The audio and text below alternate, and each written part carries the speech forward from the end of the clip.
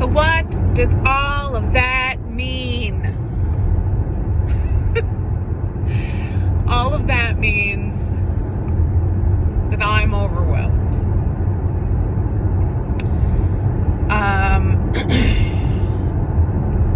What are my concerns? Let's talk it out. I'm spending a lot of money. I don't mind spending a lot of money if I know that this is going to help. I think I missed my turn off. This is what happens when you're chatting for half an hour. I don't mind. I will spend whatever I need to spend in order to feel better. And if this will make my life even 25% easier, if I will have 25% more energy, 25% less cravings, 25% more control over my eating and my sleeping and my life, then it's worth every penny. And I don't mind that. I am concerned that it won't, and that I'll spend all this money for no reason. However, I don't know where else to go. I've seen the specialists. I've seen the endocrinology specialist and the diabetes specialist and had the gastric bypass, and I've seen the meal planners and the nutritionists and the psychologists and the psychiatrists and internal medicine and pulmonary doctors and respirologists, and I've done this. I've done it. And in all of that time, in all of the many years that I have been poked and prodded and tested, and nobody has given me any type of explanation. So if now this naturopath who has all of this experience with Lyme disease and chronic inflammation and leptin and hormones and treating the body as a whole unit and not just treating one symptom at a time, then I have to try, right? I have to spend the money, and I have to try. And so although I'm worried about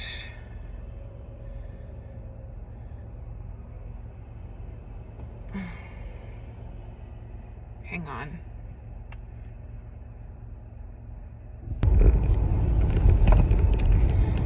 So the money, spending the money for a lack of result is a concern.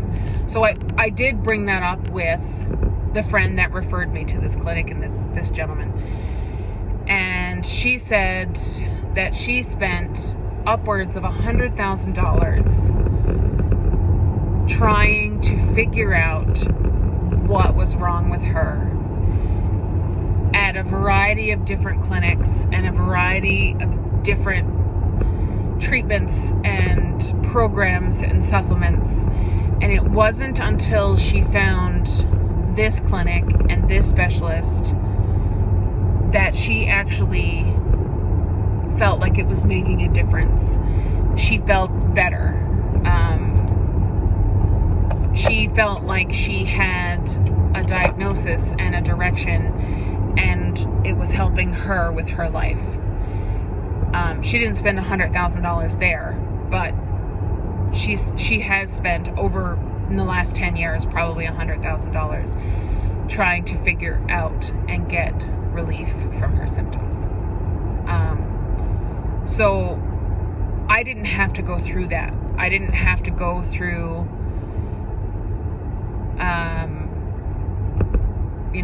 specialists, or I guess uncovered specialist after uncovered specialist at my own dollar in order to try to, get to this guy and this point and find some type of reasonable explanation.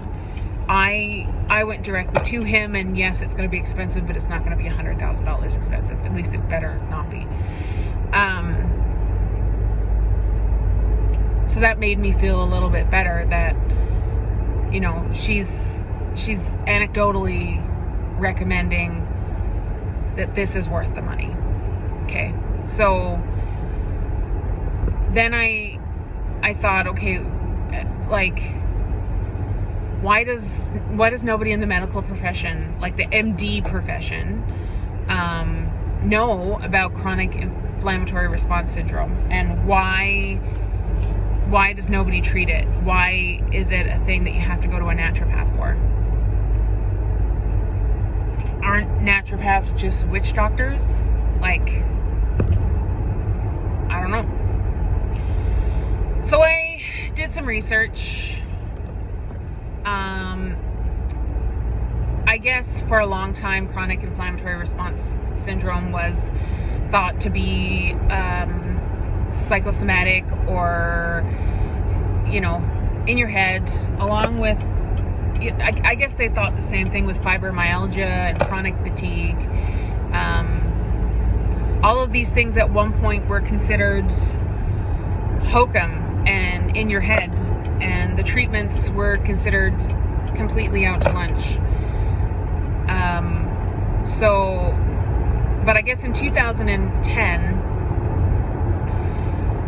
the research into this really ramped up, and I guess there's been a spike in cases because of water damaged buildings. So people who live in water damaged buildings get exposed to biotoxins, and then 20% of the population is genetically predisposed to turn on these antigens in response to that. So it becomes a big issue. And so there's been a lot of research studies into this as an issue, and it's actually, between 2010 and 2015, it's actually gained some traction and some support, and there's different specialists coming up with different protocols. The main protocol right now is called the Schumacher protocol. So Joel Schumacher is the developer of that, and they're actually trying to develop a fully natural way to combat and address the issue and get rid of it, as opposed to using drugs and chemicals. Unfortunately, not all of the steps can be done in a natural way. So the fact that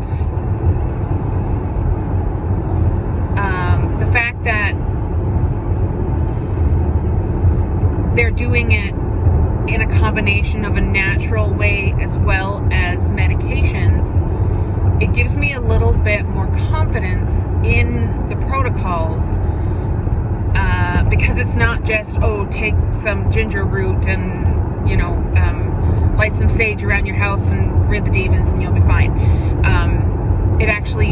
The natural methods have some science and some testing behind it. So for example, the binder that I take is a combination of beet and some other root. Concentrate, ground up, you put it into water, it tastes like dirt. You can also get a prescription binder that you can take, but the side effects of this binder are aggressive and very common. And the beet 75% as effective in binding these biotoxins as the chemical. And so they start you with the natural binder because they don't want you to be exposed to those side effects. But there are some things that just can't be done without chemical intervention, and so because they realize that, it gives me a little bit more faith in the process. I don't know if that's unfounded or not, but here we are. Oh God, the light therapy.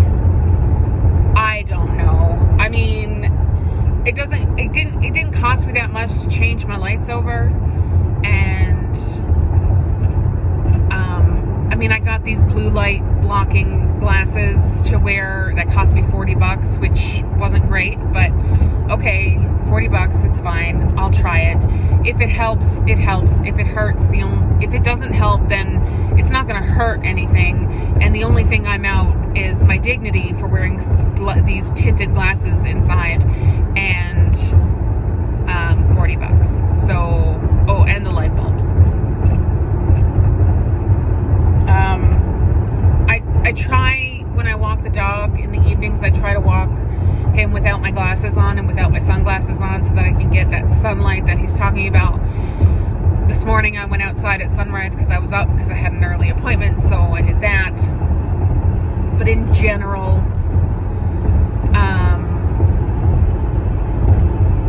I mean, there's just little changes that I can make to my day and hope that it makes a difference. The diet. I like eating meat. I didn't want to go vegetarian. I like being vegetarian as well, but I mean, I really enjoy eating meat. And so, but I'm worried that I'm going to be even more tired. However, I'm willing to give it a shot to see if it will help. I used to prescribe to these food delivery box services where you choose your meals and all of the ingredients get sent to you and you just cook them. They take a half an hour, and it was perfect. Because Corey and I like to go to the gym in the evening, and then if it's nice enough to do so, we walk the dog. So we don't have dinner until 7 or 7:30, depending on what I cook.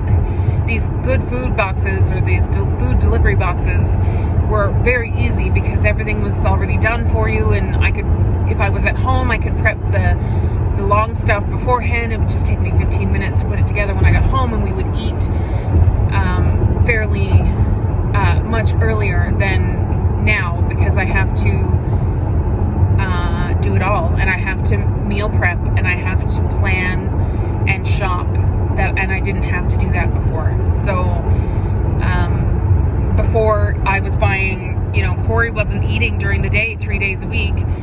I was eating garbage like bread and cereal all the time, and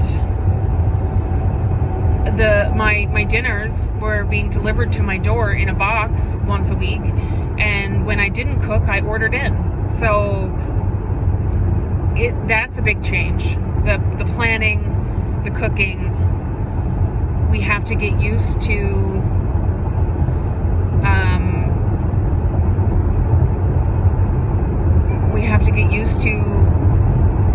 eating a late dinner and what that looks like for our lives.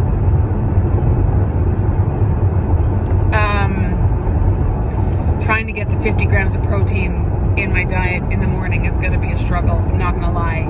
It's going to be very difficult. I had a shake this morning and I added peanut butter to it, and I don't know if it's the peanut butter or if it's thick. Oh, it did not agree. I got halfway through, so I got no breakfast this morning, but whatever.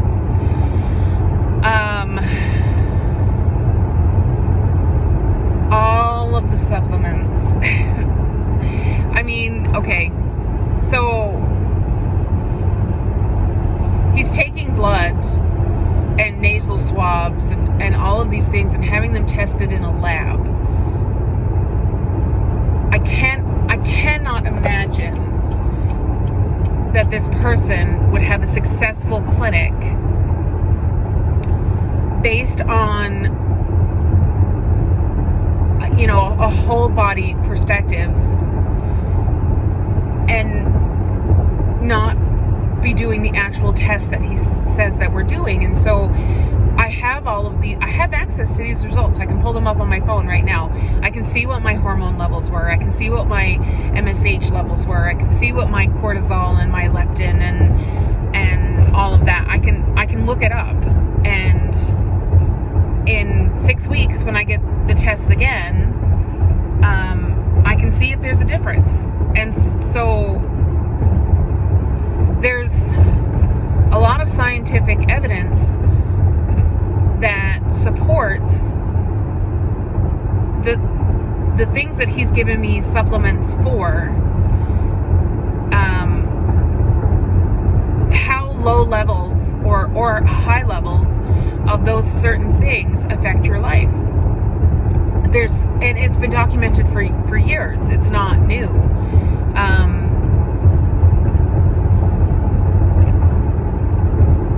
So I find myself like, well, really, is this really a thing?